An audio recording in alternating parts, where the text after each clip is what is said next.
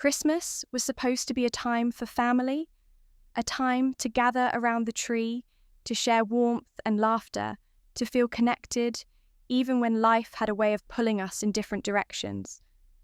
But the phone call from my mum shattered all of that. "Let's take a break this year," she had said, her voice light, almost casual. "No kids, just a quiet holiday." It should have been a simple statement, one that I could accept with ease. Except I couldn't. The words echoed in my mind long after I hung up. No kids, no room for us, for me, for my children. I understood the idea. Who doesn't need a break now and then? But what I didn't expect, what cut deeper than the words themselves, was seeing the photos later. My sister's new boyfriend's nephews. Strangers, really, sitting around my parents' tree, laughing and enjoying themselves as though they had been family for years. I could feel the heat rise in my chest. There they were, all of them, gathered in my parents' living room, in our spots.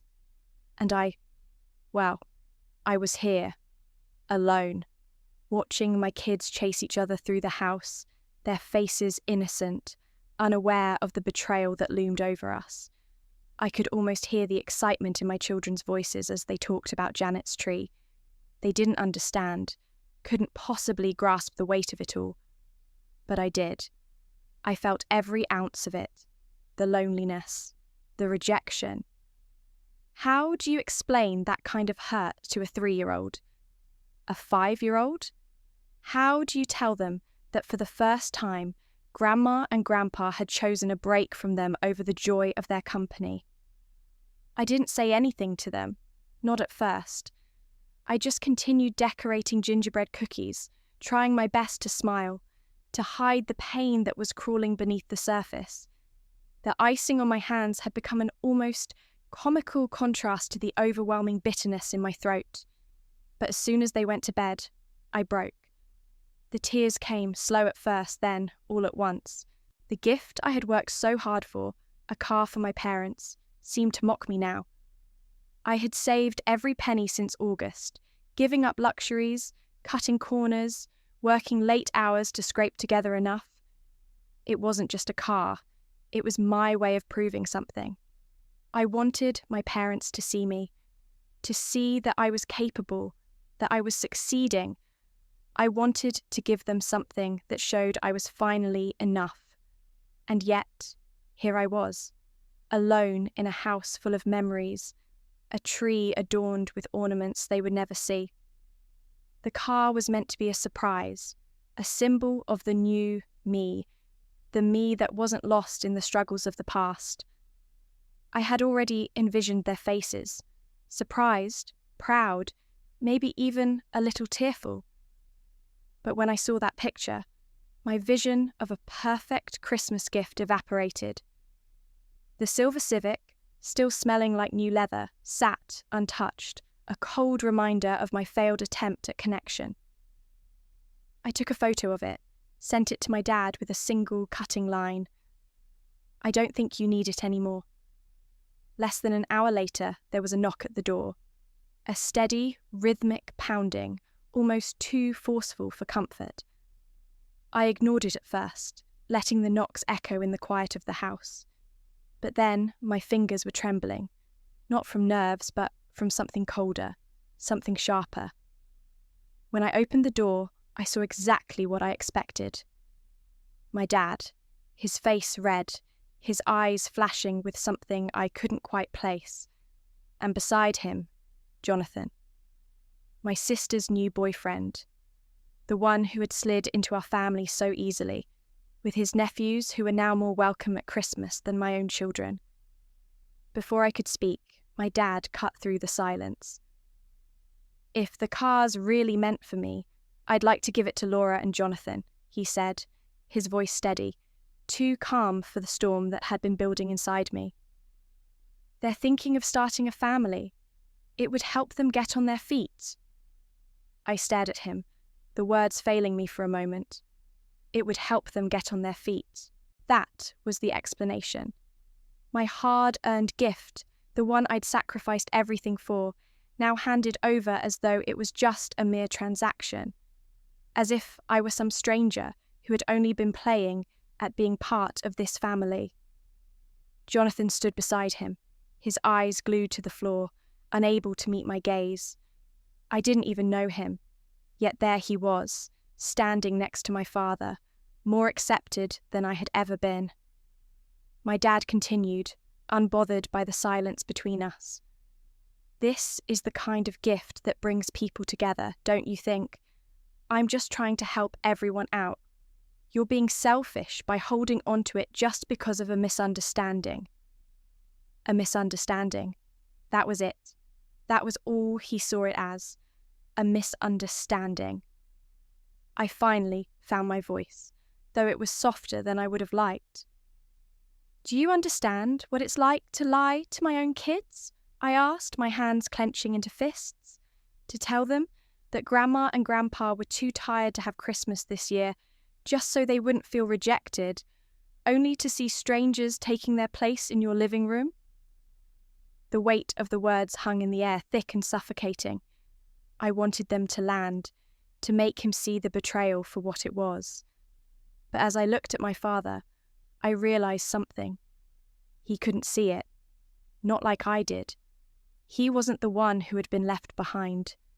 And he certainly wasn't the one who had worked to the bone, scraping together a life while wondering when he'd ever be enough.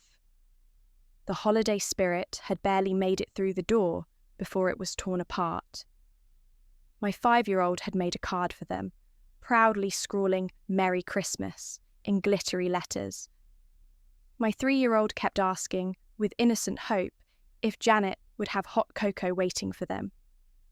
Each question felt like a knife twisting deeper, but I smiled through it, faking my way through the facade.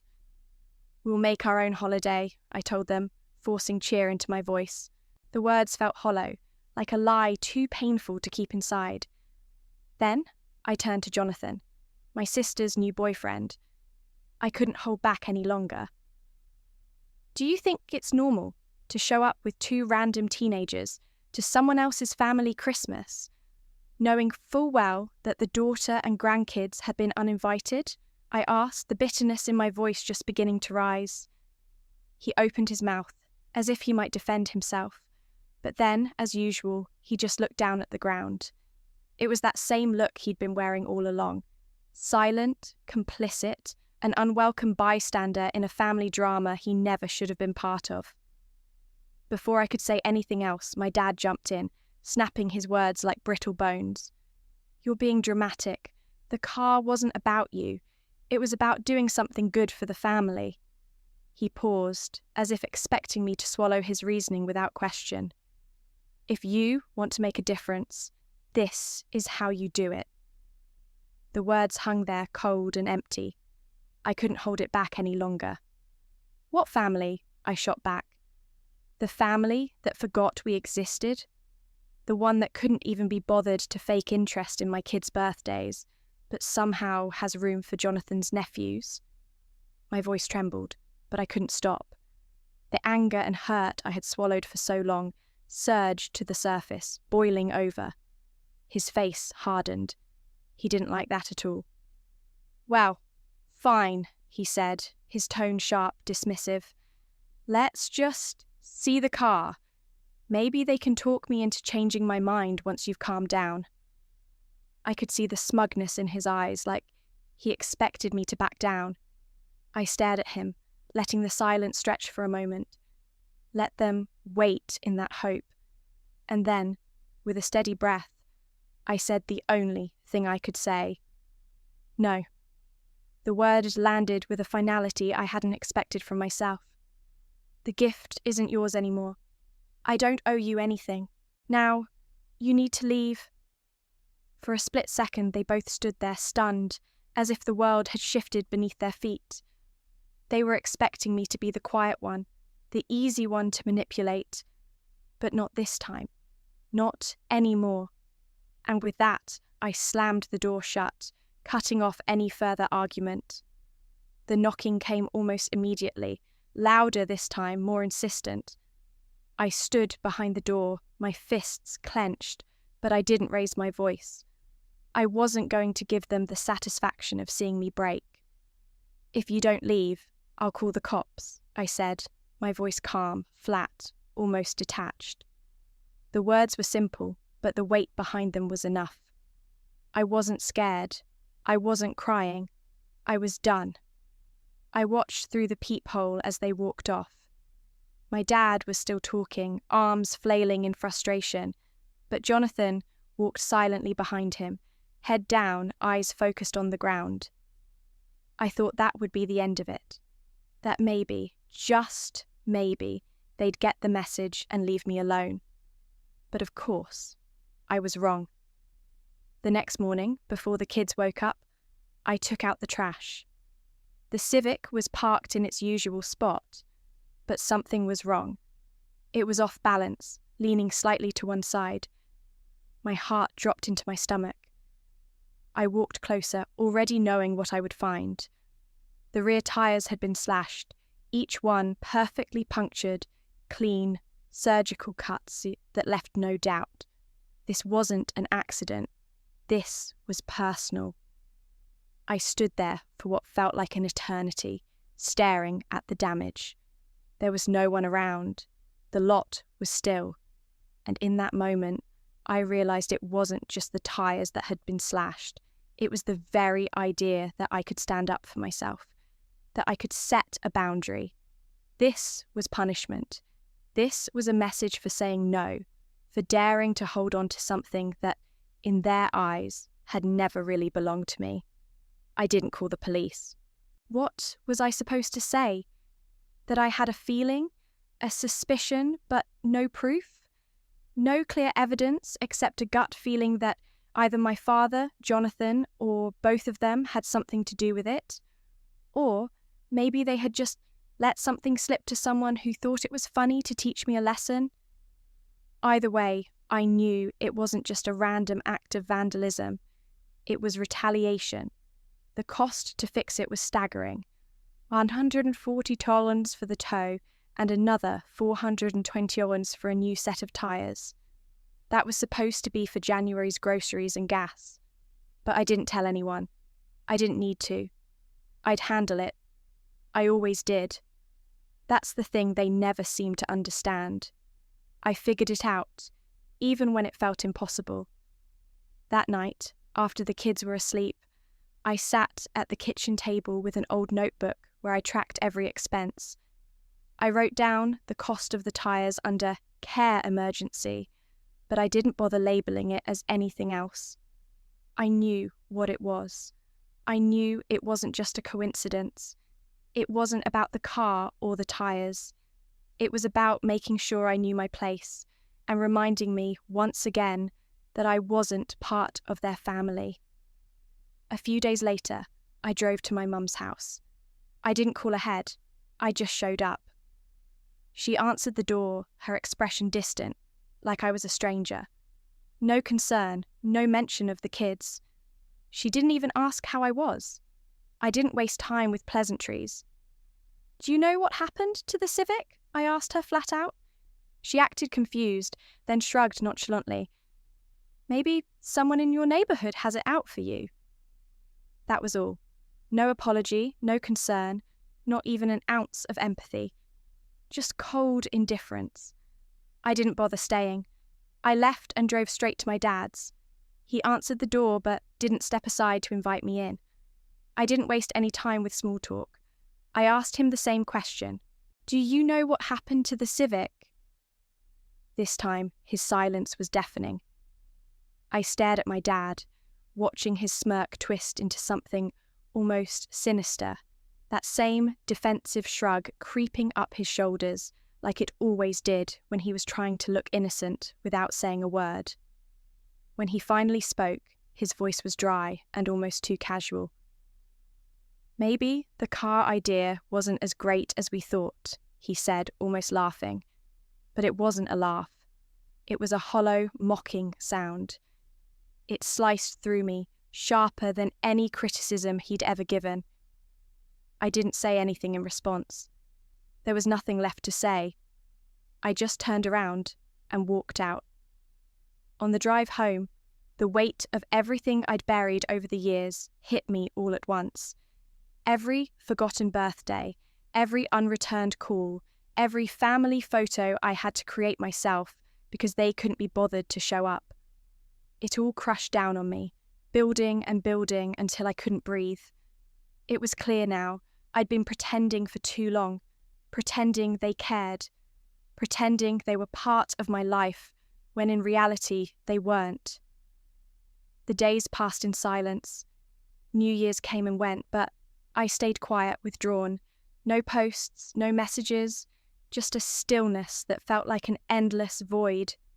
But 5 days later, my phone rang. It wasn't from my dad, it was from Laura. My heart skipped, and I hesitated before answering. She hadn't spoken to me in months, hadn't even acknowledged the kids. Her voice was calm, almost too calm, like she was holding something back. "They've been in an accident," she said, the words tumbling out like they meant nothing. "Dad's fine, the other guy's fine, no one's hurt, but..."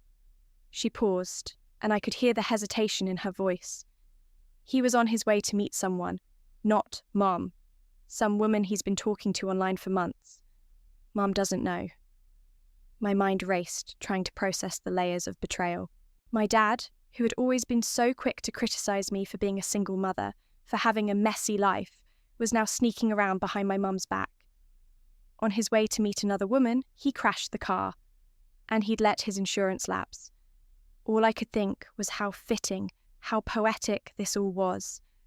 The man who had judged me for years, now caught in the same web of lies and secrets. I didn't ask Laura why she was telling me this. Maybe she thought I should feel sorry for him, but I didn't. There was nothing to feel sorry for. The truth was simple. My dad had dug his own grave, and now he was asking me to climb in with him. A few hours later, he showed up at my door. No Jonathan, no attitude this time. Just him, standing there, looking like the weight of the world had fallen on him. His jacket was soaked through with slush, his eyes tired, defeated. He didn't speak right away. He just stood there for a long, awkward moment. Finally, he broke the silence.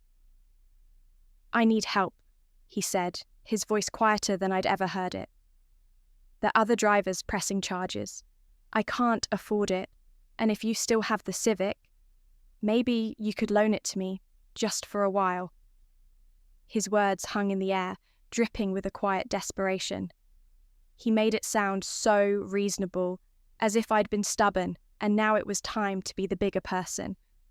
But I wasn't about to be his last resort. I wasn't about to let him take the one thing I had fought so hard to keep. I didn't hesitate. "Does Mom know about the woman?" His face immediately shifted, the colour draining from his features. He didn't answer me, and I pushed further.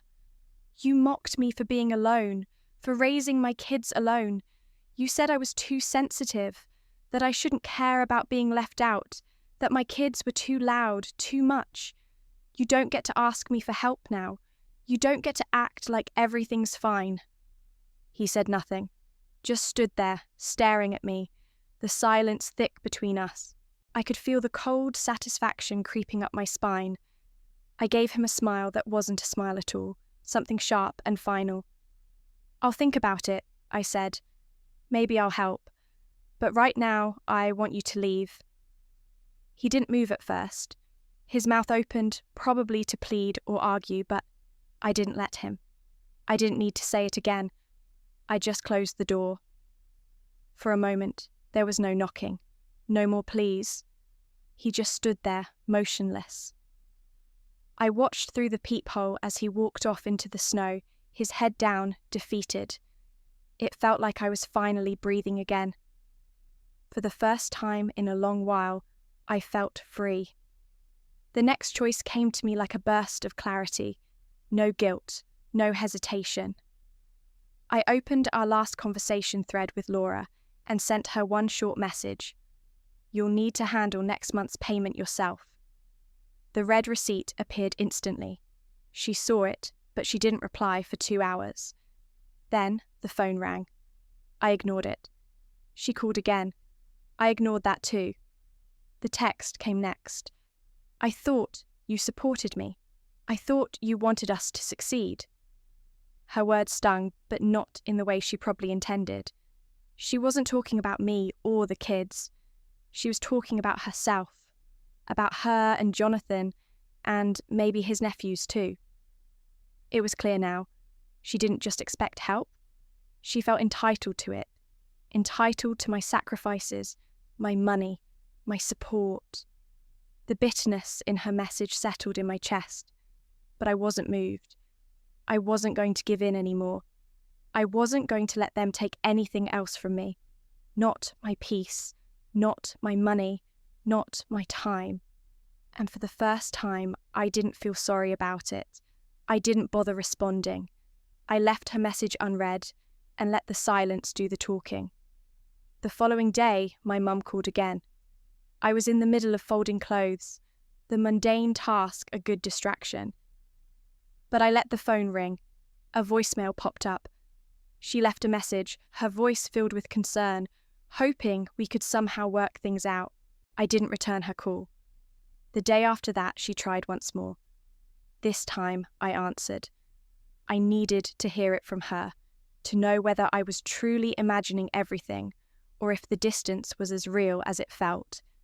She didn't waste time with pleasantries. First, she asked if I had spoken to Dad. I told her I hadn't.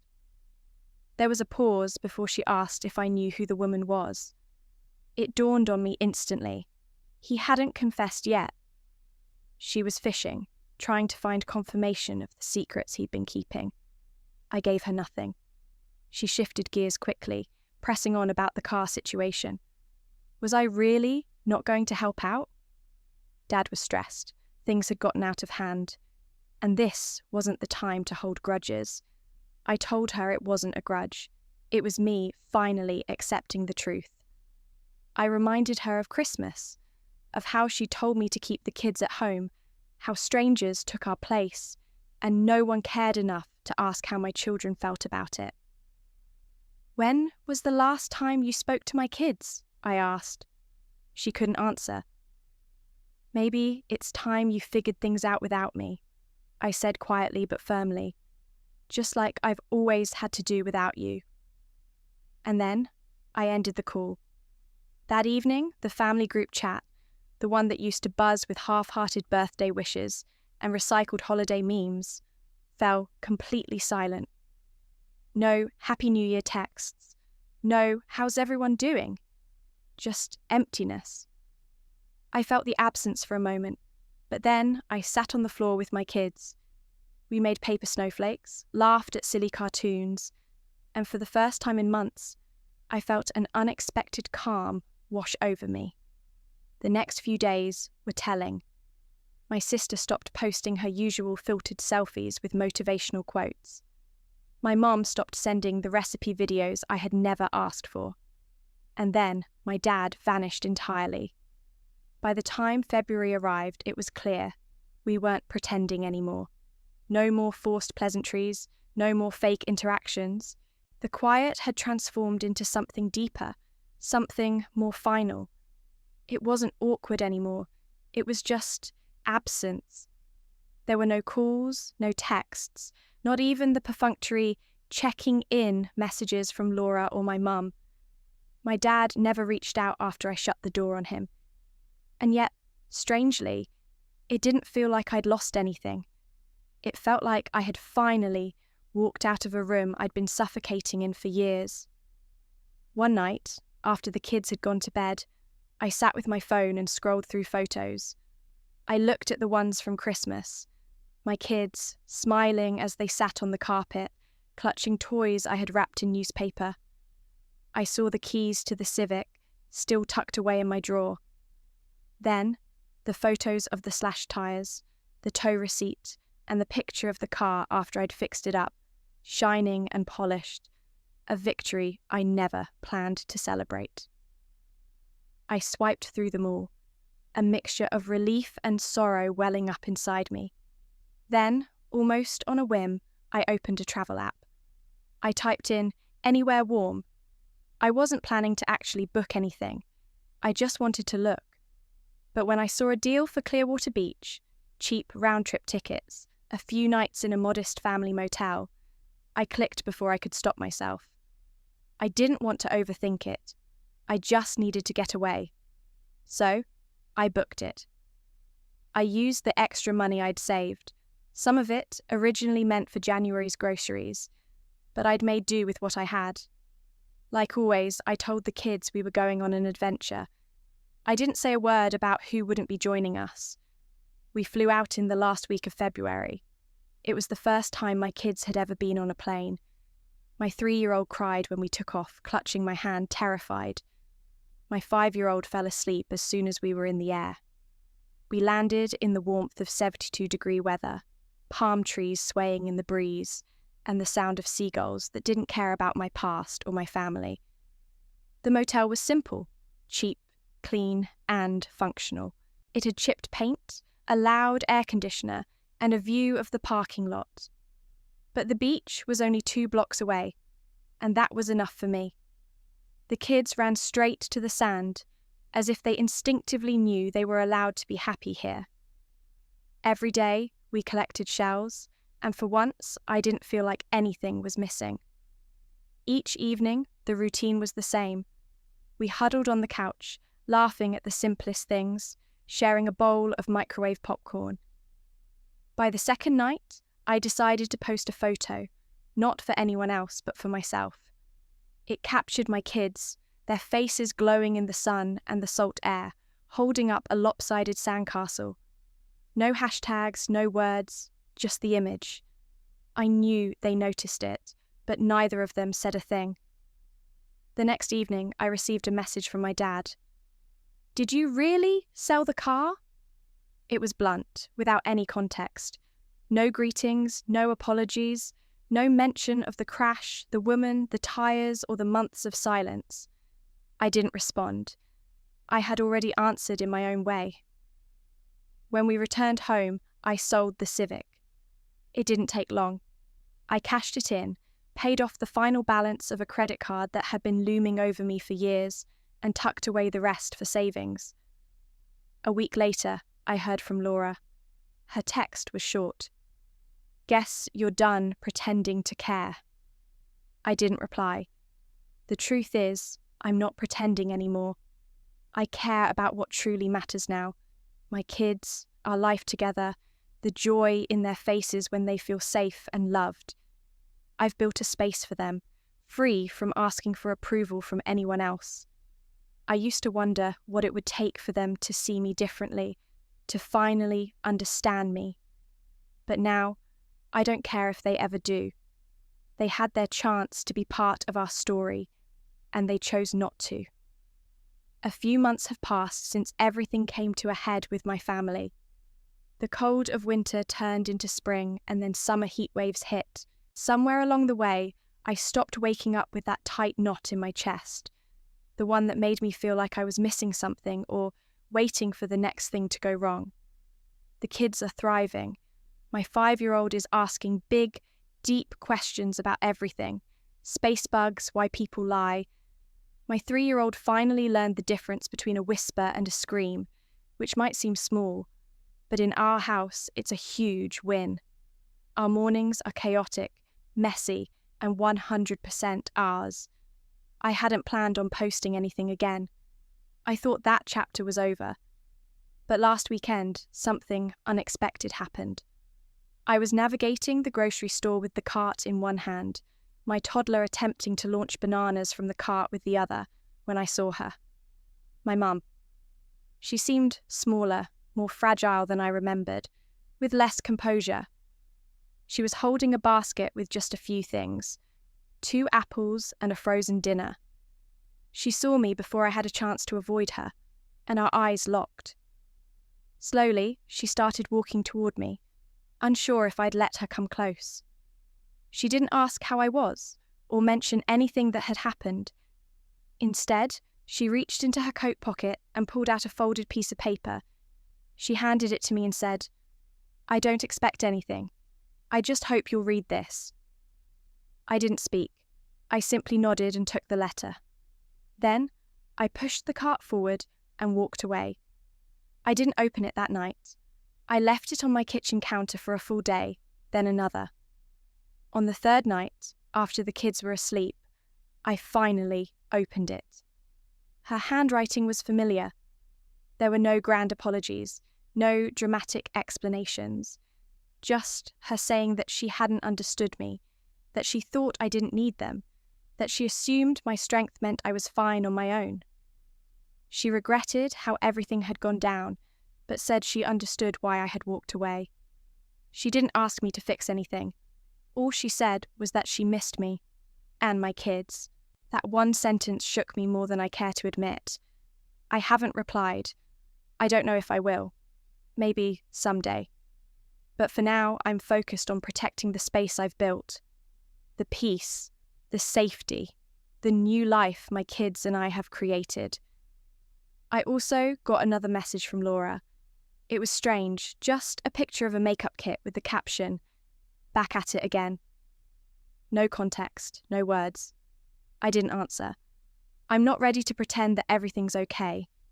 I don't think I ever will be. Right now, I'm focused on us. I finally booked the pediatric speech therapist I had been putting off for months. I found a side gig I can do from home at night. I'm planning a road trip for the fall, just the three of us. And I'm not sure what comes next. Maybe there won't be another update. Maybe life will just unfold quietly, like it always should have. But to everyone who's read this far, who's messaged or silently supported me, thank you. You helped me feel seen when I thought I was invisible. Whatever happens next, we're okay. We really are.